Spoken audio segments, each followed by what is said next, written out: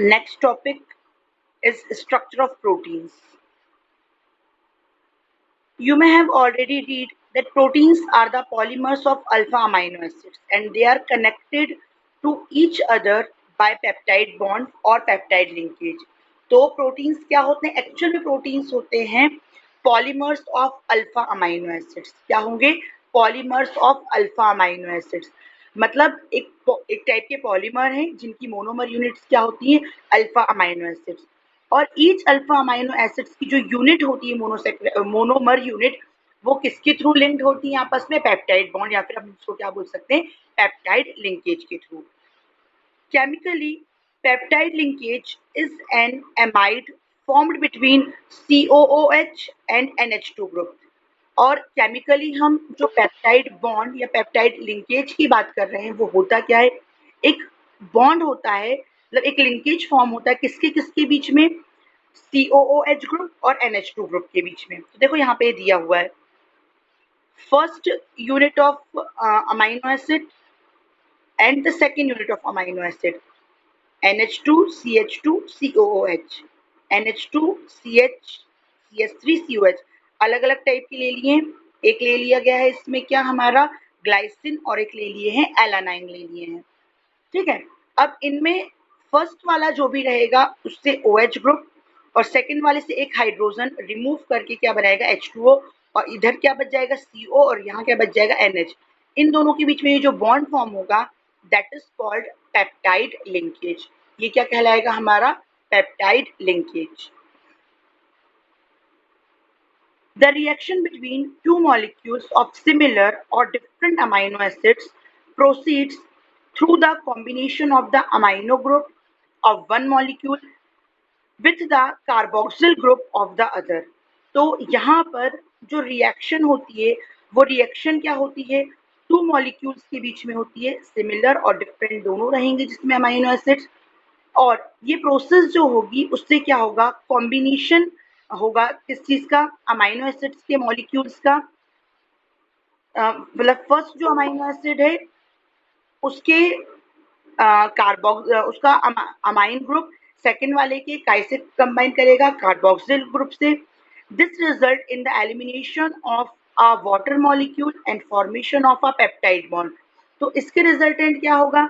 One water molecule वहां से release होगा और वहां पर किसका फॉर्मेशन हो जाएगा? Peptide bond. और पेप्टाइड बॉन्ड को डिनोट करते हैं single bond CO, single bond N, single bond. तो इस बॉन्ड से यहाँ पे एक अमाइनो एसिड ग्रुप जुड़ेगा और यहाँ से एक अमाइनो एसिड.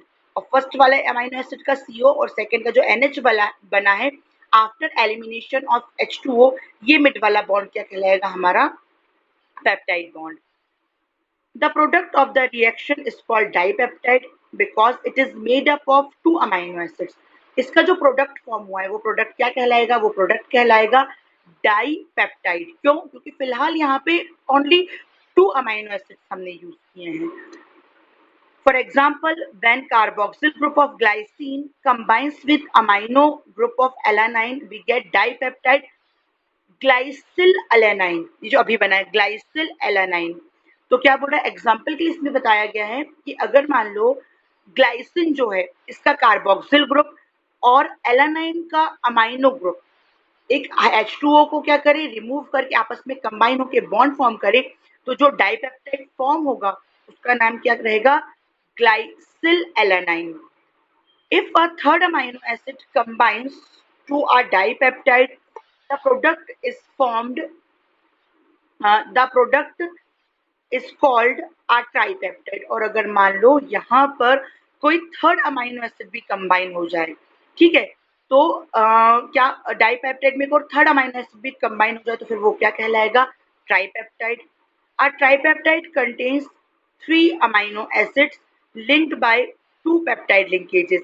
एक जो ट्राइपेप्टाइड रहेगा इसमें कितने अमाइनो एसिड्स रहेंगे? 3 अमाइनो एसिड रहेंगे. और 3 अमाइनो एसिड कितने पेप्टाइड बॉन्ड से लिंक रहेंगे? 2 पेप्टाइड.